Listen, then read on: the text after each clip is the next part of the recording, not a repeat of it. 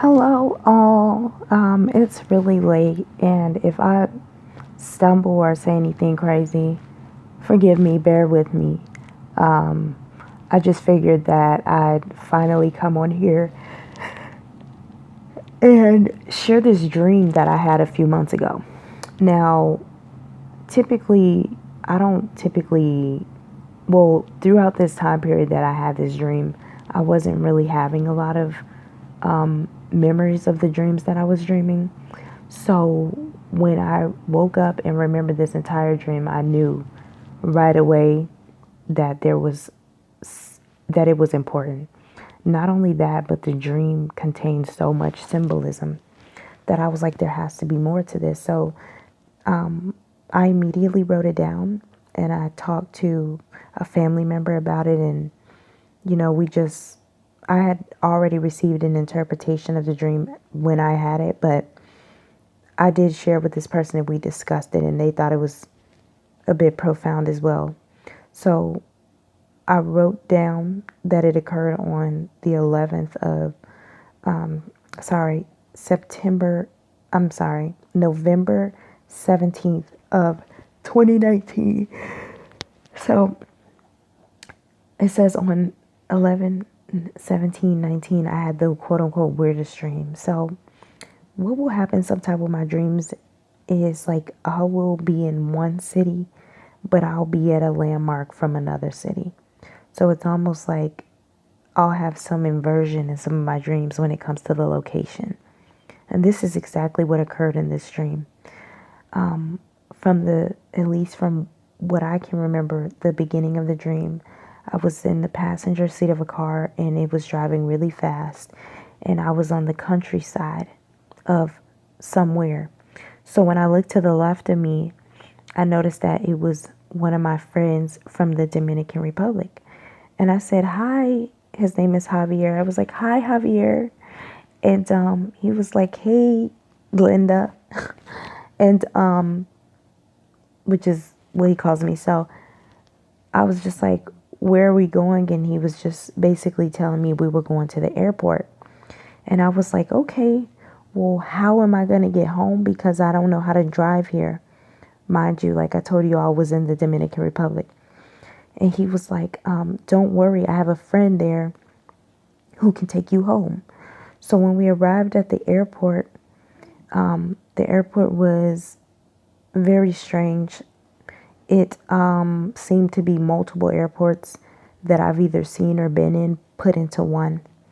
And what I can remember is it says basically I was dropping my friend Javier off at the airport in the Dominican Republic. As I was leaving, a man that was someone I seen in real life the previous day accompanied me. So basically, I had actually, the guy who my friend had who had introduced me to get me home was a guy that I actually literally seen in real life the day before. And I remember that when he introduced me to this guy, he was just kind of like leading me through the airport and we were trying to figure out a way to get through. So there was a few other things that transpired in this dream for whatever reason. There was a Chick-fil-A in the airport and I saw my mom there and I went to talk to her and we got in an argument. And, there was some little side stuff going on that in the moment I remember it. I can see it visually, but I can't necessarily put it into words. So what I will say is this man accompanied me and he was helping me out of the airport in a unique way. And it says, typically when I'm reading from my journal, typically when you're en route to board airplanes, the hallways are long and skinny. So, when you are at your gate and you basically are going through the gate to get on the plane, this guy led me into one of the gates and it was a large crowd of people waiting to get on the plane. And, we were just slowly waiting to board. And I started to notice that as we started to move closer and closer to what was the plane, the gates started to become black. So it was almost as though we were walking from the outside world into the tunnel. And that was further ahead, but before the tunnel had completely enclosed on us, I noticed water. And at first it was just kind of like people slowly walking into the water. And then eventually there was a lady in front of me who for whatever reason, was carrying a dog bed. Eventually, the water had gotten up to the dog bed that she was carrying. And at that point, that's when the tunnel started to be completely black. We were no longer in the airport. And at this point, people were swimming, like trying to save their lives. And what I wrote was, the further in we went, water started to appear on the floor. I don't remember anyone else saying anything about it. The further in we went, there was more and more water. Eventually, people's things got wet. One woman was carrying a dog bed and it got wet. The room changed to dark, murky waters and eventually was covering heads. So what was happening in this dream was, at first nobody was noticing what was going on. And I feel like I'm crying right now because as I'm telling y'all about this dream, I kind of feel like that's where we are right now. So as we were going into these murky waters, nobody was realizing what was going on until it was too late.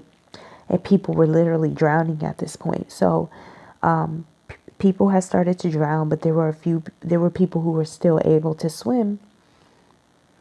And eventually, I started to notice as we were swimming, imagine just being in what you would imagine a sewage to look like a sewer, underground sewer. If you ever seen them on movies, there's usually like water and then there will be like these, imagine being in a subway, I guess, how there's like almost like landings that you can kind of wait on. There's the train tunnel and then there's the sides. So on the sides, on the walls, I started to notice projections of children who looked like they were in Africa, piled up dead, just lying on the floors. Imagine those Feed the Children commercials where the kids are very thin and hungry and famished. I just saw them on either side of the tunnel and they were piled up, just dead. And there was a lady who came and was just picking up the bodies. And I remember after that point, I wrote, at one point on the left wall above the water, I noticed dead, black, bald, and skinny children. Y'all, I wrote this so quick when I woke up. So please forgive me if that was offensive. And I put in parentheses that you see on Feed the Children. And lined up dead. A woman came to pick their bodies up. As we continued, there were geese in the water. So what started to happen was there was like these geese under the water, but they weren't floating on top of the water like geese and ducks typically do. They were under the water and they were like biting people. So people started to drown even more and faster because of that, even the people who could swim. So what ended up happening was, out of nowhere, this guy who I told you all was leading me picked me up and rose me up and gave me the power to walk on the water. And I was running on the water while everybody else was trying to swim. And I put myself and another person, I can't for sure identify, maybe the guy basically who was leading me, began to run on the water. Eventually, everybody that I came with and could see drowned.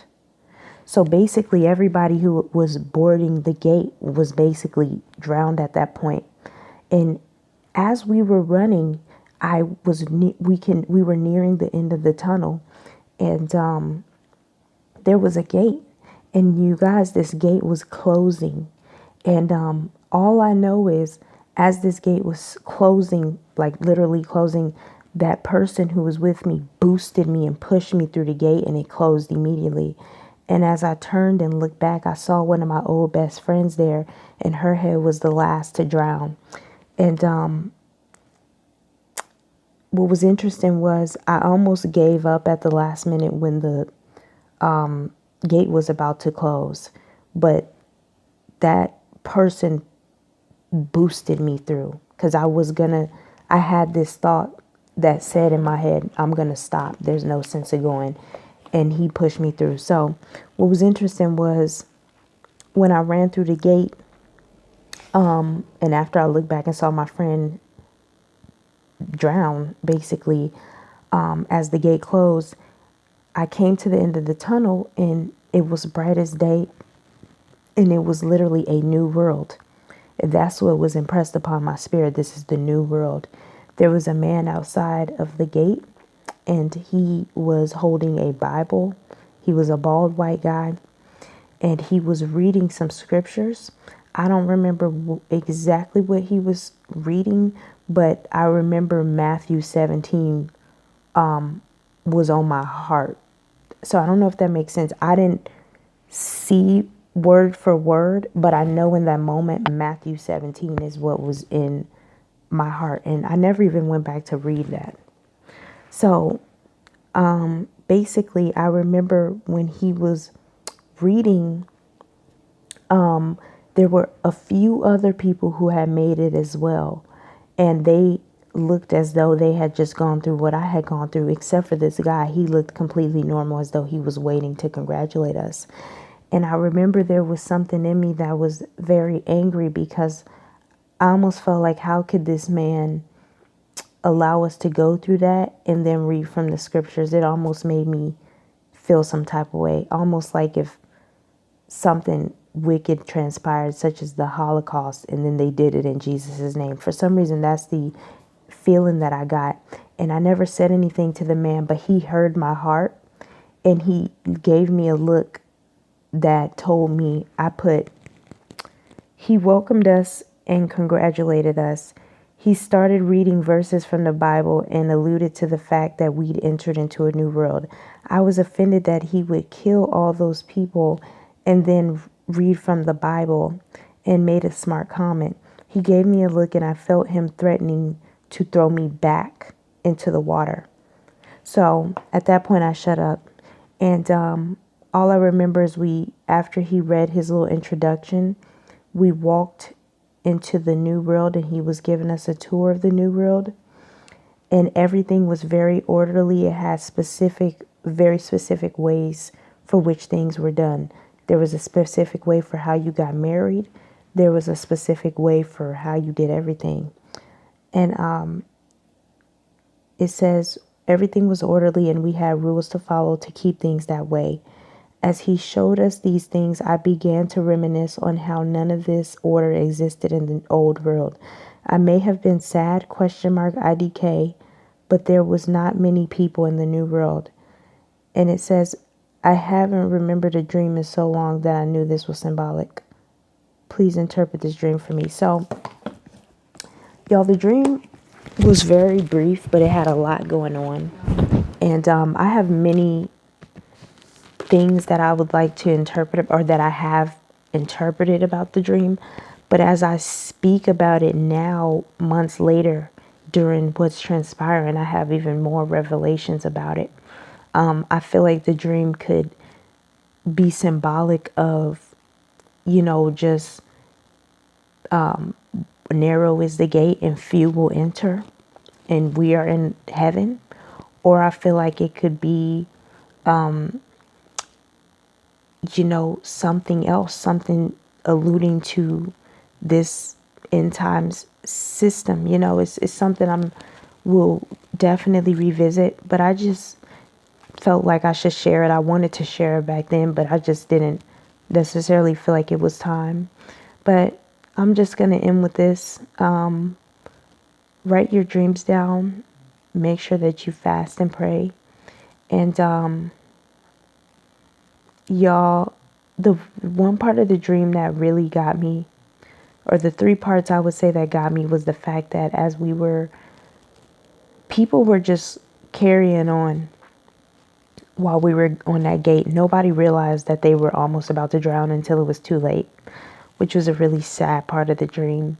Another part that blew me was to see all of the starving children dying, it almost makes me feel like, there's so many people here that I just feel like the gospel is being choked by just materialism, the lust for money, the lust for power and things here, that there are people in other countries who have nothing, whose hearts are open and ready to hear the gospel, but I just don't feel like there's enough people witnessing to the homeless and witnessing to people who all they have is faith.